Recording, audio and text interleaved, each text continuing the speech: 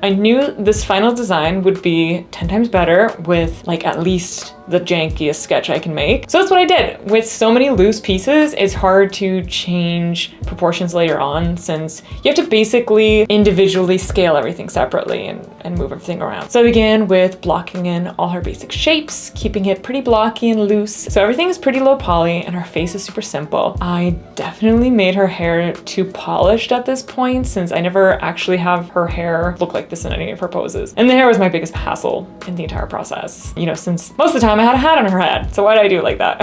I gave her a cape that we only see once. I gave her 2 types of guns that we only see once. And you know, I went ham on these props. I was way too excited. I was only a quarter way through the assignment. Okay, so I start posing her, which seems like it'll be hard, but after you get her basic pose out there, it's just about refining and pushing that pose, which I really enjoyed doing. And it was pretty therapeutic. I lit the scene to kind of look like a dusk moment, and I painted some features with grease pencil. I move on to the next pose, which I fought myself about for a really long time since I think running poses can look very overdone and lame, but I thought I'd give it a shot. I actually love how this pose turned out. It's so pushed, there's so much story, and it's actually my favorite pose, so there you go. I do my third pose, which I end up hating. She's stiff, she doesn't look natural, it feels weird. I scrap it and I move on to the fourth pose. It's a simple standing pose since I don't actually have that in any of my poses yet, so I think it'll complement them nicely. I end up changing the lighting to like a high noon light, which is way better for the scene. I think it looks way nicer. But I already did all the pencil lines with the dusk lighting, so it stands out in a weird way because you have to do grease pencil with that final lighting. That's the struggle. And then I spend honestly like a full day trying to figure out how the camera moves work. This is my first time moving the camera, and it was very complicated to try to get it nice and smooth for the very first time. And I exported like